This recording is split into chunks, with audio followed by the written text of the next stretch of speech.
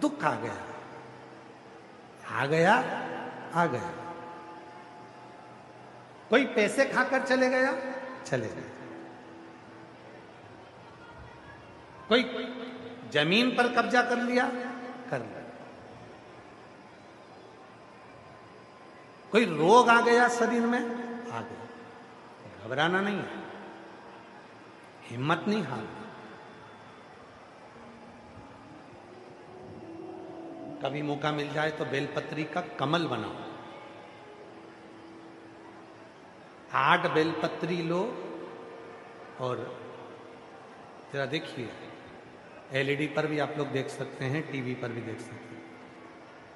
बेलपत्री का, अष्ट बेलपत्री का कमल दल बनाओ। कमल दल का मतलब है बेलपत्री की सारी डंडियां बीच में हो, पत्तियां चारों तरफ फैली हुई।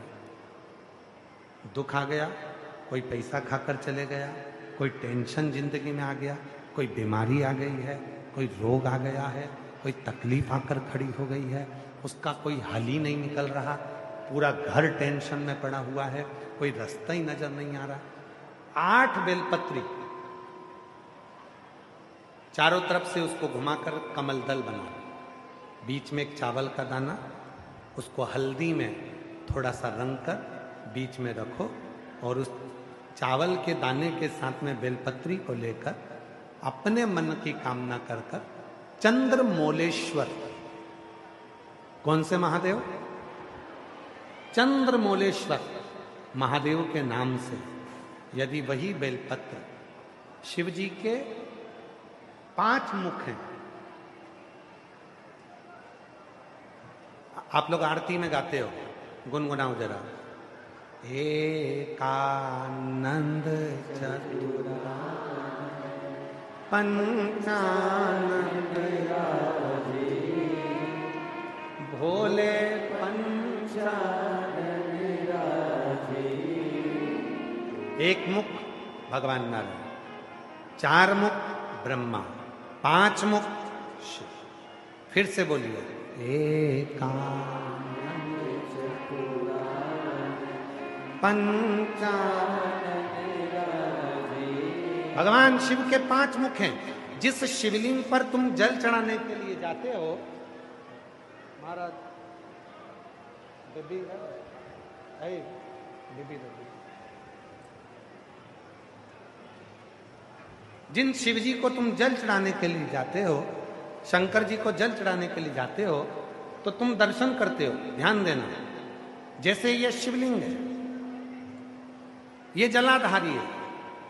शंकर भगवान के शिवलिंग के 5 मुख, तुम जहां बैठे हो, पूरब, पश्चिम, उत्तर, दक्षिण, शंकर जी के 4 मुख यहां है। और शंकर जी का 5वां मुख जो शिवलिंग का सबसे ऊपर का भाग होता है, जहां तुम जल चढ़ाते हो, शंकर जी का 5वां मुख आकाश की ओर देखते हुए पंचम मुख शंकर जी का ऊपर की ओर होता है, ऊपर की ओर। अब कई लोग कहते हैं गुरुजी शिव जी को जल कहां बैठकर चढ़ाएं? तो शिव पुराण कहती है तुम्हारी मर्जी पड़े वहां बैठकर चढ़ाओ, बस जहां से जल बहता है उधर से छोड़ दो। बाकी के शंकर जी का जल तुम जहां चढ़ाओगे, अगर यहां बैठकर चढ़ाए तो भी स्वीकार किया, यहां बैठकर चढ़ाए तो भी स्वीकार किया, यहां बैठकर चढ़ाए तो भी स्वीकार किया। खड़े होकर शंकर जी को जल चढ़ाया, आकाश की ओर मुख था शंकर जी का, उसने भी स्वीकार किया। एकानंद पंचानंद भोले और हंसासन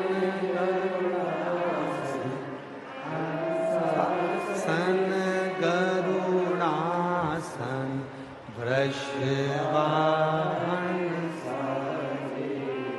ओम हर हर हर। 5 मुख हैं शिव जी के। जब आप बहुत दुख, बहुत तकलीफ, बहुत कष्ट है, 8 बेलपत्री लो, बेलपत्री का, अष्ट बेलपत्री का कमल दल बना लो। अष्ट बेलपत्री, जब कमल दल बन जाएगा, हल्दी का चावल का दाना लो और एक दाना हल्दी के चावल का बीच में रखकर चंद्रमौलेश्वर महादेव का नाम का स्मरण करो। चंद्रमौलेश्वर किसी भी शिवरात्रि पर, हर महीने शिवरात्रि आती है, प्रत्येक महीने में शिवरात्रि आती है, किसी भी शिवरात्रि पर जब तुम चंद्रमौलेश्वर महादेव का नाम लेकर बेलपत्री को शंकर जी का जो 5वां मुख है आकाश की ओर, उसके ऊपर अर्थात शिवलिंग के ऊपर उस कमल दल को पीले चावल के साथ जब समर्पित करते हो और अपनी हथेली का भाग उस पर रखकर चंद्रमौलेश्वर महादेव का नाम लेकर अपने दिल की कामना करते हो, वो दुख 15 दिन के अंदर समाप्त होना प्रारंभ हो जाता है, उसकी तकलीफ मिटना प्रारंभ। चंद्रमौलेश्वर बुधवार के दिन जिनको शुगर की बीमारी हो, बीपी हो, उनसे निवेदन करूंगा, गणेश जी का दांत जो टूटा हुआ है, उस टूटे हुए दांत के भाग की ओर 5 दुर्वा सफेद दुर्वा, पानी का जो जलाशय होता है, कुआं होता है, बावड़ी होती है, तालाब होता है, नदी होती है, वहां लगती है सफेद दुर्वा। 5 सफेद दुर्वा टूटे हुए दांत की ओर समर्पित कर दें बुधवार के दिन दोपहर में ठीक 12 बजे। वही दुर्वा 5 मिनट बाद उठा लें और उस दुर्वा को एक दिन में सुबह खाली पेट एक दुर्वा को खा लें। महाराज, आपका शुगर और बीपी लेवल में मिलेगा। आपने मुझे दुर्वा समर्पित करी है, ये दुर्वा जो मुझे देगा वो वैभव प्राप्त करेगा, जो दुर्वा मुझे समर्पित करेगा उसके जीवन में रोग दूर हटेगा। शंकर भगवान कहते हैं, गणेश ये दुर्वा बुधवार के दिन, इस दुर्वा का अलग अलग महत्व है महाराज। यदि 41 दुर्वा प्रत्येक बुधवार को गांठ लगाकर गणेश जी को समर्पित कर वापिस उठाकर उस दुर्वा को खाली पेट, आपके घर में भी गणेश जी होंगे, उनको समर्पित करो, खाली पेट इस दुर्वा को केवल चबा चबा कर खा लो और आधे घंटे बाद पानी को पी लो। बुधवार की बुधवार 5 बुधवार करना, गणेश जी को चढ़ाना, सफेद दुर्वा को गणेश जी को समर्पित कर चबा चबा कर खाना। उदर की प्रॉब्लम, जो भी मसा आदि की प्रॉब्लम होती है, उदर से जुड़ी हुई होती है, जिस चीज से जुड़ी होगी, पेट की जितनी प्रॉब्लम होगी, आपको जितनी भी प्रॉब्लम होगी, वो सारी 5 बुधवार करना, 6ठे बुधवार को जरूरत ही नहीं पड़ेगी। कितनी भी प्रॉब्लम हो पेट से, कितनी, जो जिंदगी भर रोता है, शिव महापुराण की कथा कहती है, भगवान शंकर पार्वती जी से कह रहे हैं, सुनो पार्वती, जो हमेशा रोना रोता रहता है, मेरी दुकान नहीं चल रही, मेरा घर में ये हो गया, परिवार में ये हो गया, बेटे को ये हो गया, बेटी को ये हो गया, जो जिंदगी भर रोता रहता है, भगवान शंकर पार्वती जी से कहते हैं, दिन भर में सरस्वती एक बार मुख से निकलती है। जो दिन भर रोता है, किसी ना किसी चीज के लिए रोता ही रहता है, वो पूरी जिंदगी रोते रोते ही निकालता है। जो दुख आने पर भी कह दे कि परमात्मा है, भोलेनाथ जी बैठे हैं, मुझे टेंशन नहीं है, तो वो अपनी जिंदगी को खुश होकर जी लेता है। फिर उसको दुख नहीं झेलता, फिर उसको दुख नहीं। कितना एक भील की कथा आती है शिव पुराण के अंतर्गत। एक भक्त भील था, जब जिंदगी में थोड़ी सी भी तकलीफ हो, थोड़ा सा भी कष्ट हो, थोड़ी सी भी अगर दुख हो, तो शिव जी को जल चढ़ाओ, बेलपत्र चढ़ाओ, और कोई मन में अगर दुख है तो नंदी के पास 2 क्षण बैठकर अपने मन की बात नंदी से जरूर कहो। क्यों? शंकर भगवान से सीधे आप अपने मन की बात नहीं कह सकते, तो नंदी के कान में जब आप कुछ कह देते हो, तो नंदी के कान की बात भगवान शंकर के हृदय तक पहुंच जाती है और शिव जी उसको स्वीकार करते हैं। मान लो कोई राह नहीं दिख रही हो, आपको लग रहा है कि मैं बहुत फंस चुके हूं और निकल नहीं पा रहा हूं, मार्ग नहीं मिल रहा, थोड़ा सा लाल चंदन जहां ये जल बहता है इसके दोनों ओर, इधर गणपति इधर कार्तिकेय, थोड़ा थोड़ा लाल चंदन दोनों जगह पर लगाना प्रारंभ करो और उत्तर की ओर मुख कर कर दक्षिण में खड़े होकर शिव जी को जल चढ़ाना प्रारंभ करो। 3 या 4 दिन तक आपने अगर दोनों जगह पर चंदन लगाकर दक्षिण में खड़े होकर उत्तर की ओर मुख कर कर भगवान के शिवलिंग पर जल चढ़ाया, पहले लगाना चंदन दोनों ओर लाल और फिर जल चढ़ाना। 3 से 4 दिन में स्वयं मेरा भोले बाबा आपको मार्ग निश्चित कर देगा और रास्ते क्लियर कर देगा। ज्यादा दिन नहीं, 3-4 दिन। कोई मार्ग यदि निश्चित नहीं। अच्छा, कई लोग ऐसे भी होते हैं कि वो केवल ये सोचते हैं कि हमने ये कर लिया और इसमें, ऐसा नहीं। शिव महापुराण की कथा कहती है कि आपको साथ में परिश्रम भी करना पड़ेगा। और वो स्वामी समर्थ, दुनिया के लोग कहते हैं कि ये दत्त का अवतार है, दुनिया के लोग कहते हैं ये नरसिंह जी का अवतार है, पर कभी आपने अगर श्री स्वामी समर्थ जी का दर्शन किया हो तो उनके गले में एक रुद्राक्ष, अंतिम समय तक प्राण छोड़ने के कुछ देर पहले उन्होंने अपना रुद्राक्ष उतार कर अपने एक भक्त को दे दिया था। पूरी जिंदगी उनके गले में एक रुद्राक्ष पड़ा रहा, वो श्री स्वामी समर्थ जी थे। एक रुद्राक्ष अपने गले में धारण करते हैं। कोई कहता है कि दत्त के अवतार है, कोई कहता है शिव के अवतार है, कोई कहता है ब्रह्मा के अवतार है, कोई कहता है नारायण के अवतार है, कोई कहता है राम के अवतार है, कोई कहता है कृष्ण के अवतार है। पर कोई सदगुरु, कोई संत, कोई साधु, कोई सन्यासी, कोई तपस्वी, कोई साधक, कोई उपासक जब भी भजन करता है, जब भी मंत्र जाप करता है, जब भी नाम जाप करता है, जब भी नाम स्मरण करता है, जब मंत्र में डूबा रहता है, नाम में डूबा रहता है, नाम स्मरण में डूबा रहता है, महाराज वो किसका अवतार है ये तो नहीं कह सकते, पर इतना जरूर कह सकते हैं जो भगवान की भक्ति में डूबने वाला संत होता है, साधु होता है, सन्यासी होता है, इसको बंद कर बाबा, सन्यासी होता है, तपस्वी होता है, साधक होता है, उपासक होता है, वो किसका अवतार है ये नहीं कह सकते, पर इतना जरूर कह सकते हैं कि वो भगवान शिव का, राम का, कृष्ण का, दत्त का कृपा पात्र होता है, इसलिए करुणा कर सकते। तुम्हारा भाग्य देखिए कितना प्रबल होगा।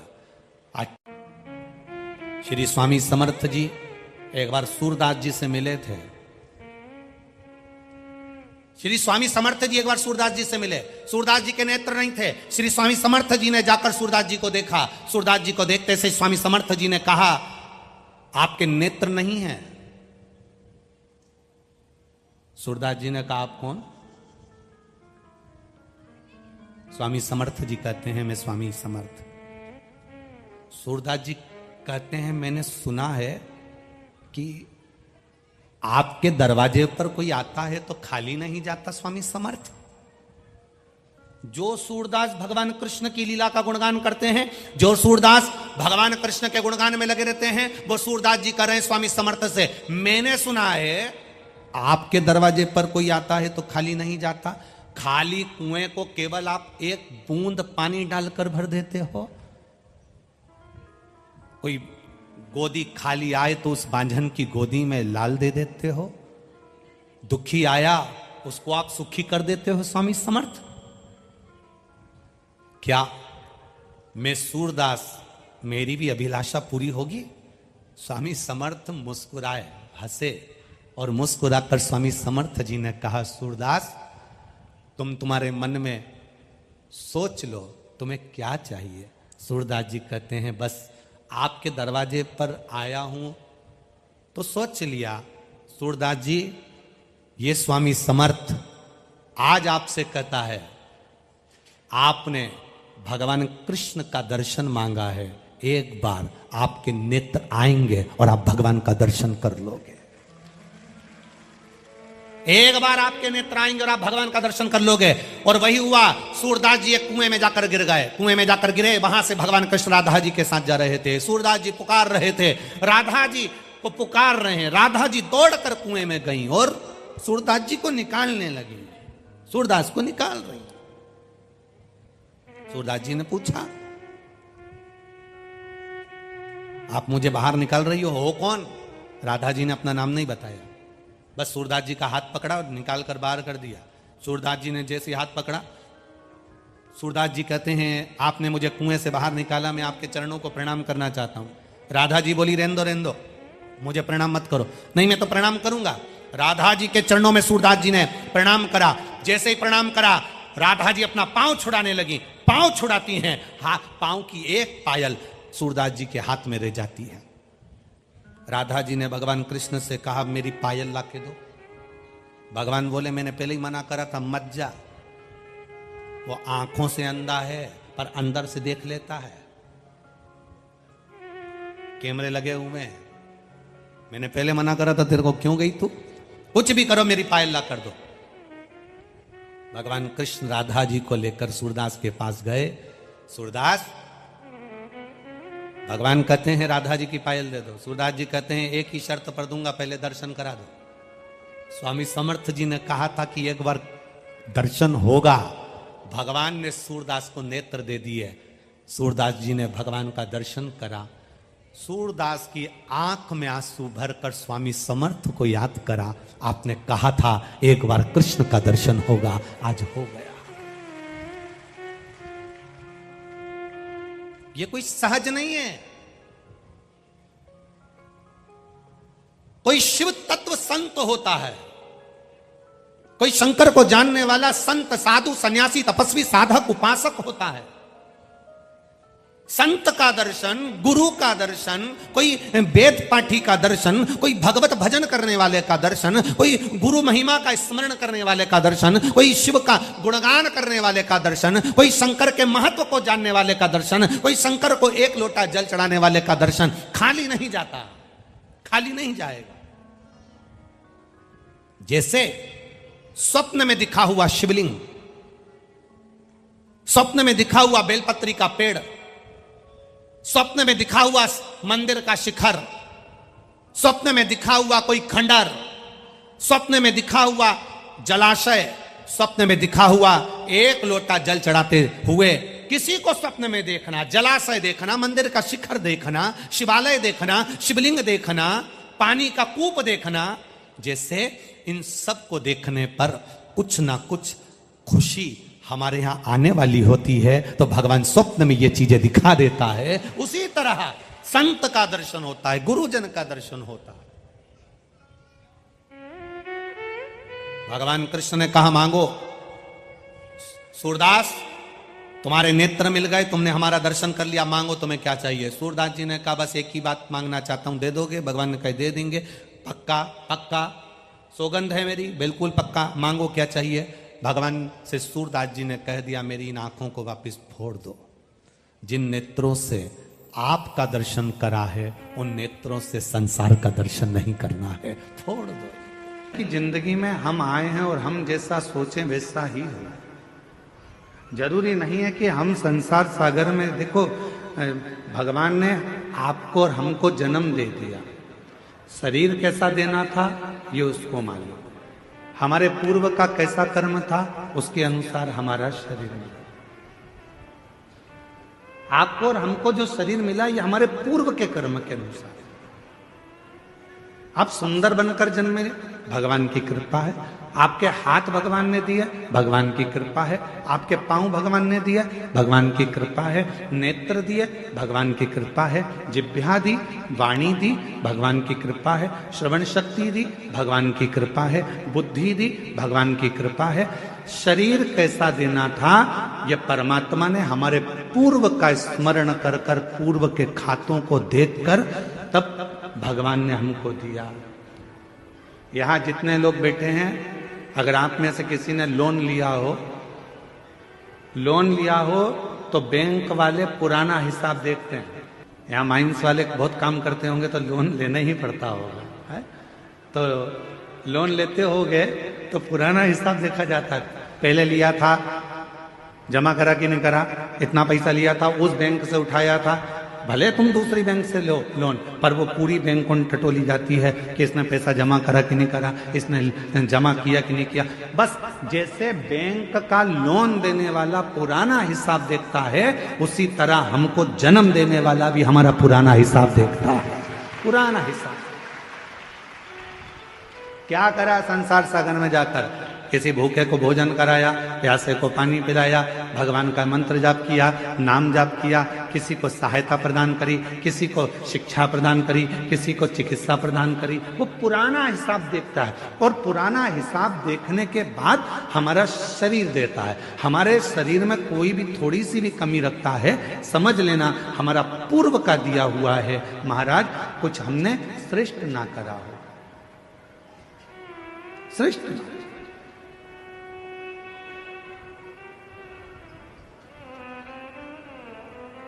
धृतराष्ट्र नेत्र नहीं है।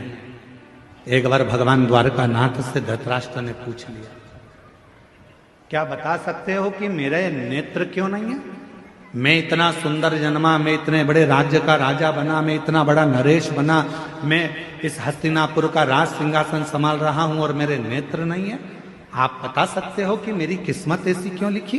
भगवान द्वारकानाथ ने कहा, पूर्व जन्म में तुम एक सुंदर राजकुमार थे, एक हंस को देख लिया था, उस हंसनी को पकड़ने के चक्कर में वो तुम्हारे हाथ ना आई, तो उसके साथ में जितने भी लोग बच्चे थे उन सब के नेत्र तुमने हर लिए थे, इसलिए तुम्हारे नेत्रों को हरा गया।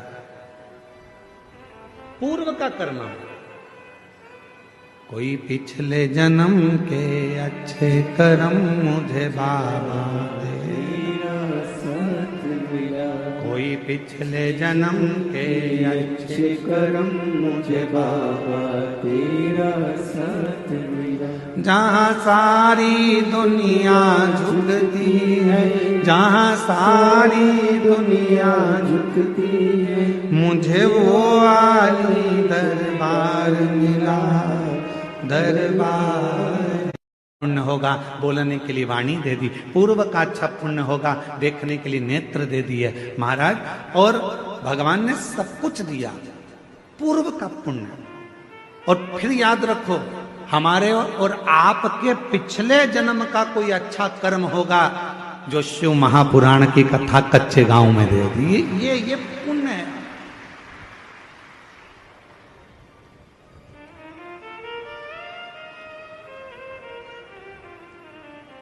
तूने बड़ी कृपा करी, मेरे 2 नेत्र दिए, अगर एक भी गड़बड़ कर देता तो देखने में आनंद, दर्शन में आनंद नहीं आता। तूने बड़ी कृपा करी कि मेरी मुख में वाणी दी, महाराज जब भजन गा रहे थे उनके साथ मैं भी गा रही थी। ये तेरी कृपा है, ये तेरी उदारता है, ये तेरी करुणा। और प्रभु भगवान से कहते रहना, भोलेनाथ ऐसी कृपा करना मेरे बूढ़ा महादेव, ऐसी कृपा करना बूढ़ा देव, ऐसी कृपा करना मेरे महादेव, ऐसी करुणा करना मेरे बाबा कि मेरे शरीर को ऐसे ही चलाते फिराते रहना, इसको पलंग पर मत पटक देना, इसको कहीं हॉस्पिटल में मत पटक देना, चलाते फिराते।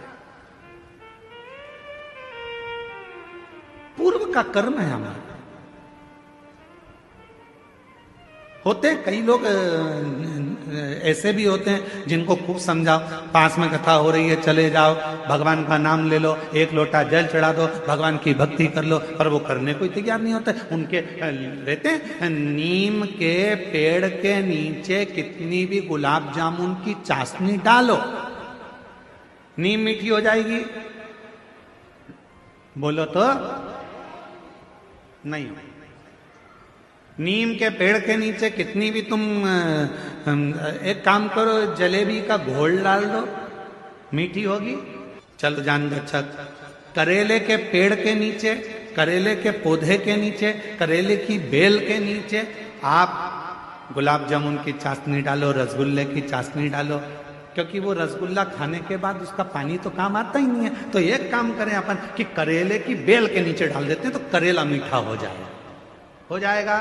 करेला करेला ही रहेगा, नीम नीम ही रहेगी। उसको चाहे तुमकी कितनी भी गुलाब जामुन की चाशनी डाल लो, चाहे तुम गुड़ डाल लो, शक्कर डाल लो, तुम्हारी मर्जी पड़ जाए जो डाल लो, पर वो नीम नीम रहेगी, कड़वी की कड़वी रहेगी, करेला कड़वा की कड़वा ही रहेगा। उसी तरह अपने गांव में, अपने नगर में, अपने शहर में, अपने मोहल्ले में, अपनी कॉलोनी में, अपने घर में, अपने परिवार में कोई ना कोई एकाध व्यक्ति नीम और करेले जैसा होता ही, उसको कितना ही समझा लो, कितना ही समझाओ, कितना ही बुराई करता, फिर भी शंकर जी की बुराई करता, फिर भी एक लोटा जल की बुराई करता। गुरुजी हमारे यहाँ वो आए थे, इतने बड़े संत महात्मा, वो भी शिव जी की बुराई कर दिया, वो भी इनने भी ऐसा कर, तो कोई कितना ही समझाए, पर वो नीम नीम रहती है, वो करेला करेला ही रहता, उसको नहीं समझ में। महाराज जी की कथा करते हैं, आपको नहीं मालूम कि गणेश जी कब फ्री रहते हैं? हमने कहा गणेश जी फ्री रहने का केवल एक समय होता है, एक टाइम होता है, एक पल होता है, एक घड़ी होती है कि गणेश जी महाराज हमारे घर में आ गए।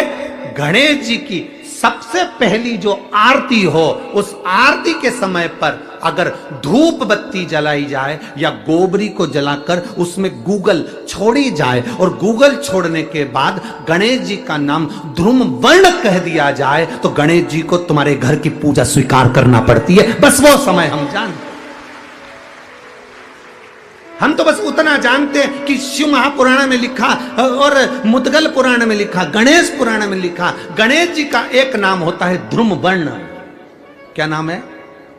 ध्रुम वर्ण गणेश जी का एक नाम होता है। जब हम धूप जलाकर और धूप लगाने के बाद में गणेश जी की सबसे पहली आरती करने के पहले, अगर हम सबसे पहली आरती गणेश जी की कर रहे हो, अपने घर में स्थापना कर रहे हो, बिठा रहे हो, और तुम चाहते हो कि गणेश जी की आरती करने के पहले, अगर हम सबसे पहली आरती गणेश जी की कर रहे हो, अपने घर में स्थापना कर रहे हो, बिठा रहे हो, और तुम चाहते हो कि गणेश जी मेरे घर में आके मेरी पूजा को स्वीकार करें और जो मांगू मेरा गणेश मुझे दे 10 दिन के अंदर, तो पहला नाम लेकर पुकार लेना ध्रुम वर्ण विनायक, बैठो, बस काम हो गया। वो फ्री होकर आता है, वो बैठता है अलमस्तता में बैठता। जी महाराज को जो दूबा आप लोग समर्पित करते हैं, उसको मोली से बांधकर कभी नहीं चढ़ाएंगे, मोली से धागे से बांधकर नहीं चढ़ाएंगे, दूबा से ही उसको लपेट दीजिए, दूबा से ही उसको बांध दिए और प्रयास करा करो कि दुर्बा जहां गणेश जी का दांत टूटा है उसी ओर गणेश जी को समर्पित करिएगा। दुर्बा का पकड़ना है। मनोकामना प्राप्ति के लिए 21 दुर्बा, वंश वृद्धि के लिए 11 दुर्बा, कार्य सिद्धि के लिए 7 दुर्बा और अच्छे एग्जाम में पास होने के लिए 5 दुर्बा का प्रमाण शिव महापुराण में वर्णन है। कितनी दुर्बा गणेश जी को समर्पित करी जाती है? मात्र 5। कितनी? आज के जमाने में लोग गट्ठा बनाकर चढ़ा दें, वो अपनी जगह पर 5 दुर्बा पंचम इंद्रियों को वश में करने के लिए और भगवान के 5 जो स्वरूप हैं उनको अपने भीतर उतारने के लिए पंच दुर्बा। और दुर्बा में भी 3 गांठ। जब दुर्बा समर्पित करी जाती है तो उसमें नीचे दुर्बा की डंडी पर गांठ रहती है, 3 छोटी छोटी गांठें होना चाहिए। कितनी गांठ? जो भगवान को समर्पित करी जाए। जिस लड़के और लड़की का विवाह नहीं होता, भगवान गणेश जी मैया को प्रसन्न करने के लिए 8 रूप में धारण करते हैं। 8 रूप भगवान गणेश जी ने धारण किए। एक मयूरेश्वर गणेश, दूसरा सिद्धि विनायक, तीसरा बल्लालेश्वर, फिर वरद विनायक, फिर चिंतामणि, फिर गिरजात्मज, फिर भगवान गणेश विघ्नेश्वर अष्ट विनायक, फिर महागणपति। ऐसे गणेश जी के 8 नाम हुए। उस समय तिजोरी के अंदर जो गणेश की प्रतिमा रखी जाती है, किस नाम से रखी जाती है? तो तिजोरी में हम जो गणेश की प्रतिमा रखते हैं वो वरद विनायक के नाम से रखते हैं। कौन सा गणेश? वरद। वरद विनायक के नाम से तिजोरी में गणेश रखते हैं। और वरद विनायक के नाम से गणेश जी तिजोरी में रखाते हैं। आपको कथा में कहा था, घर में सीधी सूंड का गणेश और व्यापार व्यवसाय ऑफिस में उल्टी सूंड का गणेश होना चाहिए। उल्टी सूंड का गणेश होना चाहिए। वरद विनायक को तिजोरी में, जब मकान का गृह प्रवेश होता है तो गणेश जी की पूजन जो दरवाजे पर करी जाती है उसे सिद्धि विनायक गणेश कहते हैं। कौन सा गणेश? सिद्धि विनायक। जब हम घर में शुभ कार्य हो, बंदरवाल लगाएं, कोई दरवाजे पर शुभ लाभ लगाएं या स्वस्तिक बनाएं या माताएं दरवाजे पर रंगोली डाले तो उसी समय पर सिद्धि विनायक के नाम से रंगोली डालना चाहिए, तो घर में लक्ष्मी बढ़ती है।